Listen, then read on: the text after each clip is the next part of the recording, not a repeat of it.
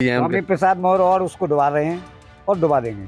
कहा सवाल इनका अखिलेश वकील जो युवा नेता निकाले हैं गलत निकाले हैं। उनको रखना चाहिए था, पार्टी इनकी थोड़ी मजबूत होती। और इन्होंने जो भी किया है ये गलत किया है, अपनी ही पार्टी को एक गड्ढे में ले जाने का काम किया है। सवर्ण को रास्ता बाहर से दिखा हुआ है तो वोटर इन्हें समय पे बाहर को रास्ता दिखाए हैं, बदले की तो भावना जागृत ही कर रहे हैं। बिहार से शुरू हुआ रामचरितमानस विवाद जो है अब थमने का नाम नहीं ले रहा है। उसके बाद यूपी में स्वामी प्रसाद मौर्य ने जो रामचरितमानस को लेके बोला, उसके बाद लगातार जो है विवादों की झड़ी सी लग गई है। खुद समाजवादी पार्टी के अंदर दो फाड़ नजर आ रहे हैं। कुछ नेता जो है समाजवादी पार्टी में स्वामी प्रसाद मौर्य का विरोध भी कर रहे हैं, उनके द्वारा जो प्रतिक्रिया आई है रामचरितमानस को लेके।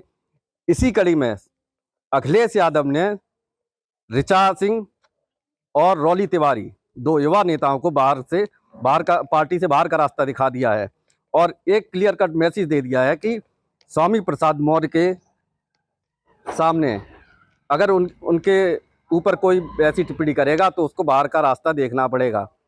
आइए हम जानते हैं कि इस वक्त हम मौजूद हैं मैनपुरी के घिटौली गांव में, जो कि अखिलेश यादव की करहल विधानसभा क्षेत्र के अंतर्गत गांव आता है। ये छत्री बाहुल गांव है और जानते हैं कि अब यहाँ के छत्री जो वोटर हैं ग्रामीण, वो क्या सोचते हैं इस बारे में। क्या नाम है आपका? वीरपाल सिंह। जो अखिलेश यादव ने ऋचा सिंह और रॉली तिवारी को बाहर का रास्ता दिखा दिया है पार्टी से, तो क्या लगता है कि समाजवादी पार्टी में अब आप बताइए। समाजवादी पार्टी में एक्चुअली कुछ भी नहीं बचा है। बीजेपी जो काम कर रही है अभी तक किसी पार्टी ने नहीं किया और ना ऐसा काम होगा। नहीं, एक तरीके से रॉली तिवारी और ऋचा सिंह को, दो युवा नेता थे अच्छे, उनको पार्टी से बाहर का रास्ता, तो क्या 2024 के लिए अगड़ा बनाम पिछड़ा की लड़ाई देखने को मिलेगी? उसी की तैयारी कर रहे हैं अखिलेश यादव? नहीं, ऐसा कुछ नहीं है। बीजेपी पहले थी, अब भी होगी। नहीं, क्या लगता है जो ये कदम समाजवादी पार्टी की तरफ से उठाया गया है, तो जो सवर्ण है वो किस तरफ जा सकते हैं? सवर्ण तो बीजेपी में ही रहेंगे।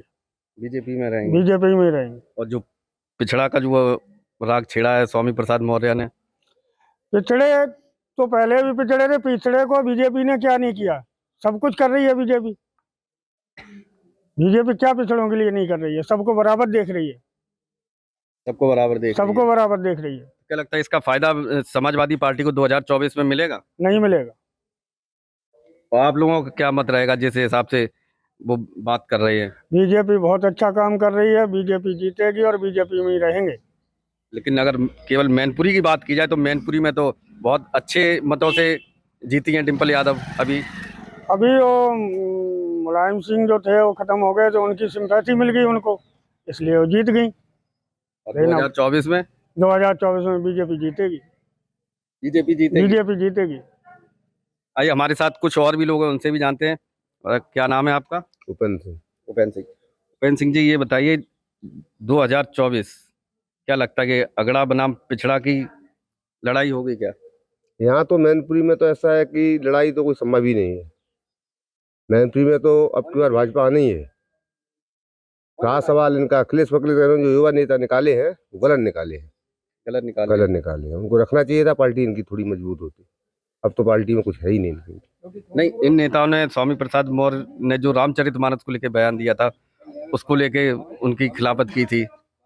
गलत की थी, खिलाफ क्यों की थी? खिलाफ नहीं निकालना चाहिए था आपके साथ? इनको नहीं निकालना चाहिए था। आप क्या लगता है कि आगे क्या कदम होगा? मतलब इससे क्षत्रिय या ब्राह्मण नाराज होगा? क्षत्रिय तो नाराज है ही है, ब्राह्मण भी होगा। हाँ, और ये हरिजन कास्ट है, ये भी थोड़ी है, ये भी अब की बार भाजपा में जाएगी। क्योंकि ये सब एक समान पार्टी मानती है, सबको किसी के साथ भेदभाव नहीं करती है। सपा में क्या है, ये अपने भाई बंधुओं को ही रखते हैं, पूरी पार्टी इनके घर की है। ये सब आदमी जाग चुका आज की तारीख में। लेकिन तो फिर स्वामी प्रसाद मौर्य को लेकर ऐसी क्या मजबूरी है कि वो लगातार ऐसी रामचरितमानस को लेकर बयानबाजी भी कर रहे हैं, लेकिन अखिलेश यादव बजाय उन पे अंकुश लगाने के उनका समर्थन ही करते नजर आ रहे हैं? ये तो पार्टियां हैं, एक दूसरे को ऊपर नीचे करती रहती है, तो पार्टियों से क्या कहा जाए, तो कुछ भी कर सकती हैं। अच्छा, और भी लोग हैं हमारे साथ। क्या नाम है आपका? अवधेश सिंह। अवधेश सिंह। अवधेश सिंह जी, ये बताइए, अखिलेश यादव ने जो ये दो सवर्ण नेताओं को बाहर का रास्ता दिखाया है, क्या इसका मैसेज जाता है? अब राजनीति में कुछ कही ना जा सके थे, ऐसे आप समझ लीजिए। और सवर्ण को रास्ता बाहर से दिखा हुआ है तो वोटर इन्हें समय पे बाहर को रास्ता दिखाए हैं। बदले की तो भावना जागृत ही कर रहे हैं हाई कास्ट के लिए, विशेष सवर्ण के लिए। नहीं, फॉरवर्ड और बैकवर्ड की राजनीति कर रहे हैं। बैकवर्ड तो सरकार के साथ रहता है, इससे पहले कांग्रेस के साथ था इंदिरा जी के समय में। जब सपा गवर्नमेंट थी तो इनको आज भी वही दिखाई दे रहा है कि अर्जन जी मेरे साथ है, लेकिन अब परमानेंटली अर्जन भाजपा के साथ जुड़ा रहेगा, क्योंकि परमानेंट सरकार रहेगी ये। आदमी राशन, स्वच्छ प्रशासन, इसीलिए तो वोटर वोट देता है इसको। इसमें जातीयता का कोई महत्व नहीं रहता है। तो अगर 2024 की बात की जाए तो क्या लगता है कि 2024 में देश हित में जो पार्टियां काम कर रही हैं उन्हीं की सरकारें रहेंगी। और ये जो अगड़ा पिछड़ा ये कुछ और नहीं, ये कुछ नहीं है। ये तो समय समय हमें आपको दिखावे के लिए है। इससे कई बार इनको महागठबंधन हुआ, वो भी नहीं चला। इससे पहले इनका बहुजन वाला कितनी बार हो चुका है। अब क्या क्या नहीं हुआ है राजनीति में। मायावती के साथ क्या नहीं हुआ है, इनका गठबंधन नहीं तो था। लेकिन इन दोनों नेताओं को निकालने से एक उन्होंने साफ मैसेज दे दिया है कि स्वामी प्रसाद मौर्य के साथ मैं हूँ, और इनके अगर बारे में अगर कोई पार्टी के अंदर कोई बगावती सुर अगर निकालेगा तो उसको पार्टी से बाहर का रास्ता देखना पड़ेगा। हाँ, दिखा सकते हैं। जब वो आपस में ही अलग अलग, इन पार्टी में ही क्या, पार्टी तो समाजवादी बोली जाए, समाजवादी में ही क्या, इन्हीं का तो परिवार है, इतना ही तो है समाजवाद। भाई सैपाई परिवार है, इन्हीं की समाजवाद। अच्छा, और भी कुछ लोग हैं हमारे साथ। क्या नाम है आपका? दीपक चौहान। दीपक जी, अभी जो दो नेताओं को पार्टी से बाहर का रास्ता दिखाया गया है, जी। ऋचा सिंह और रॉली तिवारी, जी। ये सवर्ण नेता थे जी। जो कि लगातार विरोध कर रहे थे स्वामी प्रसाद मौर्य का कि इन पे कार्रवाई होनी चाहिए। तो स्वामी प्रसाद मौर्य पे कार्रवाई ना होके कहीं ना कहीं इन नेताओं पे कार्रवाई की है। आपको क्या लगता है? ये लगता क्या है कि बीजेपी के अलावा सवर्ण सवर्ण लोगों की कोई भी पार्टी है नहीं। और सपा में अगर इन लोगों ने अपनी बात रखने की कोशिश की तो इन लोगों को ये लगा कि हमारी बेइज्जती कर रहे हैं ओबीसी वालों की और सब पिछड़े वालों की। तो यहाँ पे हम लोगों को ये सोचना चाहिए कि हम लोगों को अपनी एक तरफ चलना चाहिए। और इन्होंने जो भी किया है ये गलत किया है, अपनी ही पार्टी को एक गड्ढे में ले जाने का काम किया है ना। तो इनको क्या है ना, ये सोचना चाहिए था कि हमें ऐसा नहीं करना चाहिए। इन्होंने उन एक तरफ का कर लिया था। और जो भी भाई साहब ने भी कहा कि जो पिछड़ा वर्ग है वो पिछड़ा वर्ग पहले कांग्रेस के साथ था, अभी बीजेपी के साथ है, क्योंकि बीजेपी इन लोगों को लेके चल रही है। उसने ऐसा कभी कोई भेदभाव किसी भी मंच पे खड़े होकर नहीं कहा। हमारे जो मुख्यमंत्री जी हैं जो भी हैं कि अलग कभी जातवाद का काम नहीं किया, हमेशा एक ही पक्ष की बात की। इसलिए हमें लगता है कि ये जो उन्होंने तिवारी जी को और ये जो ऋचा सिंह को जो भी किया है तो उन्होंने गलत किया है। और ये 2024 में इनका खामियाजा इनको भुगतना पड़ेगा। अच्छा, ये जो अगड़ा बनाम पिछड़ा की जो लड़ाई ये जो करना चाह रहे हैं, ये 2024 में आपको क्या कितनी कारगर साबित होगी समाजवादी पार्टी के लिए? इनको इनको इसमें फायदा तो कुछ नहीं मिलेगा, लेकिन इनको हमेशा लॉस ही मिलेगा। क्योंकि वहाँ पे बीजेपी बसपा भी आएगी, अपने मोर्चे पे खड़ी होगी, तो बसपा कहेगी ये हमारे लोग हैं और वो हम अपने खींचेंगे। फिर ये किसके साथ जाएंगे? पहले ये लड़ते थे सवर्ण के साथ, और ये ओबीसी क्या नाम अपने जो MY फैक्टर चलता था। अभी भी जो मुसलमान लोग हैं और जो भी सवर्ण लोग हैं जो सब बीजेपी के साथ जा ही रहे हैं। तो ये यादव के साथ लड़ेंगे तो उससे क्या कर लेंगे? और जो कि SC है और जो भी पिछड़ा वर्ग है वो सब मायावती के मेरे साथ है, तो वो उनको तो वही दिखता ही है। और जो भी है वो, और जो बाकी का जो कुछ बचा हुआ जो ले रहे हैं उनसे फायदा ले रहे हैं इस सरकार में, वो फिर सरकार को जाएगा। इसमें इनको क्या मिलेगा? 2024 में इनको पता चल जाएगा क्या है, कुछ नहीं मिलेगा इनको। और इसमें इनको बहुत ज्यादा घाटा होगा। जो स्वामी प्रसाद मौर्य ने जो बयान दिया है उसको आप कहाँ तक मानते हैं? क्योंकि अब एक नई चीज और आई, एक और नेता ने, कोई प्रजापति, जिन्होंने एक और रामायण की रामचरितमानस चौपाई को लेके विवाद खड़ा किया है। देखो, मुझे ये लगता है कि स्वामी प्रसाद जी ने जो भी कहा है एक बार उनको उसी चीज़ में सोचना चाहिए, दोबारा से रामचरितमानस के बारे में पढ़ना चाहिए, है ना। और उनको ऐसा नहीं है कि आपने पढ़ा नहीं और ये विवाद एक खड़ा कर दिया है, इससे आगे चल के पार्टी बहुत घाटे में चली जाएगी और इसमें उनको बहुत नुकसान मिल सकता है। तो ऐसा नहीं करना चाहिए, उनको दोबारा से उस चीज़ के बारे में पढ़ना चाहिए और सोचना चाहिए कि क्या कह रहे हैं क्या नहीं। और समाज में इससे फिर ज़्यादा जातिवाद चीज़ें फैल जाएंगी और फिर आदमी सवर्ण और पिछड़ा वर्ग और ये सब करने लगेगा। ऐसा जबकि नहीं। अभी जो उपचुनाव हुआ था उसमें लगभग सभी वर्गों ने समाजवादी पार्टी को वोट किया, जिससे डिम्पल यादव की इतनी भारी तादाद में जीत हुई थी।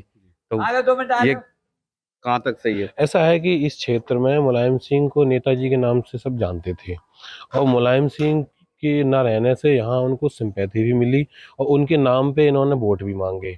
और यहाँ पे डिम्पल जी पहली बार चुनाव लड़ी लोकसभा का, जबकि यहाँ से ये पक्की सीट थी मुलायम सिंह जी की।